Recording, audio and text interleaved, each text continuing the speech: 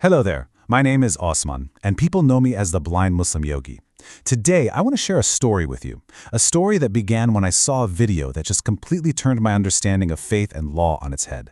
It all starts with a sacrifice, but it ends with a question that I think could really change the way you see things. So not too long ago, I stumbled upon this video, and it presented this massive contradiction. On one hand, you have the cow in Hinduism, this deeply sacred, mother-like figure. But on the other hand, the video showed what looked for all the world like a ritual sacrifice. I just couldn't make those two things fit together in my mind. I absolutely had to figure out how both could possibly be true. The setting was the Kamakhya Temple in North India, which is a really powerful center for tantric worship. Now, I should mention, I became blind in May of 2023, but because I had my sight for my entire life before that, I can still picture the scene so vividly. The air is just thick with incense. You can practically feel the hum of the chants and the bells. It's a total immersion of the senses. And then, right in the middle of all this incredible devotion, you see the slaughter of this large bovine animal. It's jarring, to say the least. The account from an eyewitness in the video was just chilling.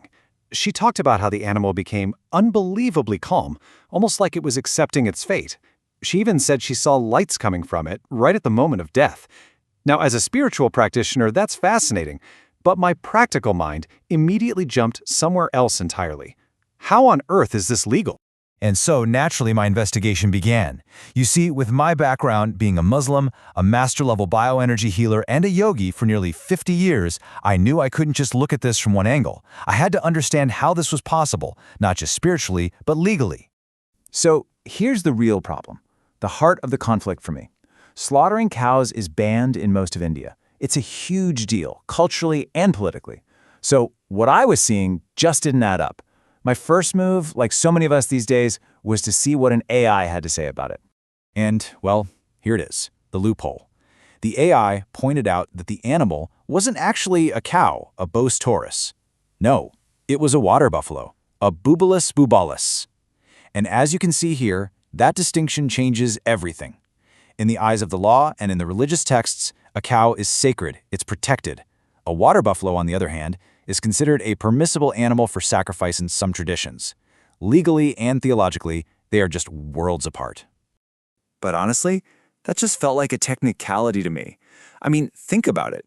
If the whole principle is ahimsa, non-harming, why is this powerful, intelligent, sentient being exempt? I couldn't help but think of the water buffalo's cousins, the aggressive Spanish fighting bull, or the African buffalo, which is one of the most dangerous animals on the planet. Why does the protection apply to one and not the other? Is it really just a matter of a label? My skepticism here, this need to question the technicality, it really comes from a lifetime of looking for truth that is verifiable and based on results.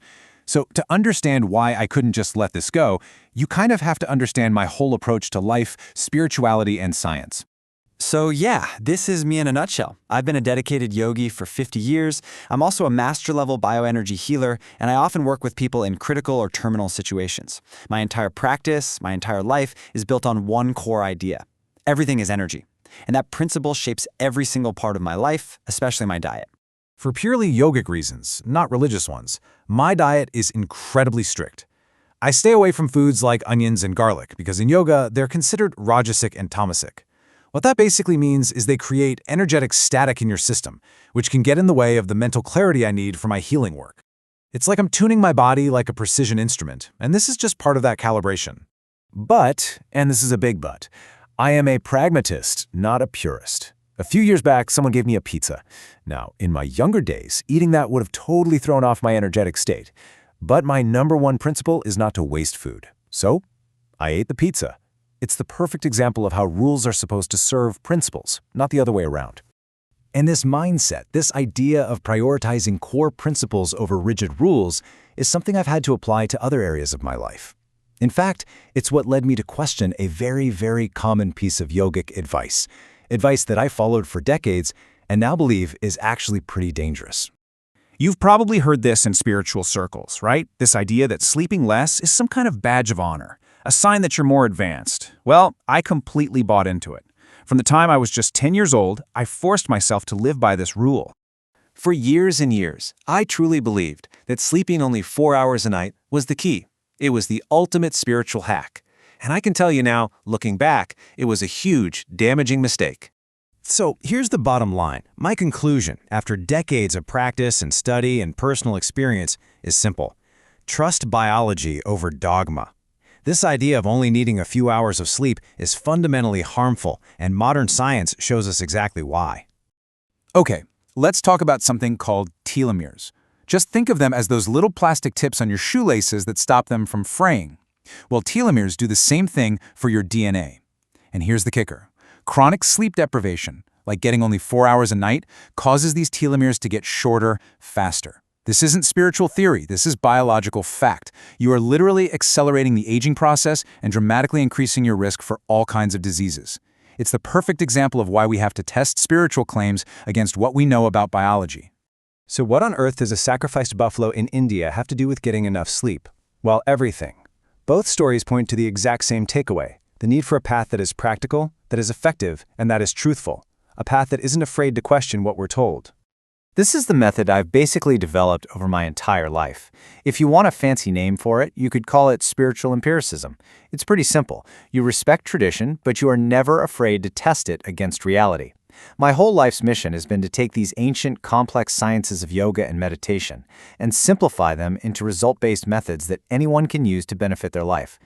And if you're curious about this practical approach, I've actually created a free 5-minute yoga and meditation program that you can download right from my website, yogawellness786.com. It's a really simple way to get started and apply these ideas in your own life. And this brings us right back to where we started. If the only thing separating a sacred act from a sacrificial one is a zoological label, cow versus buffalo, it really forces us to ask a much more personal question, doesn't it? What are the labels, the loopholes that we use in our own lives to justify our actions? Does changing the name of something truly change its nature?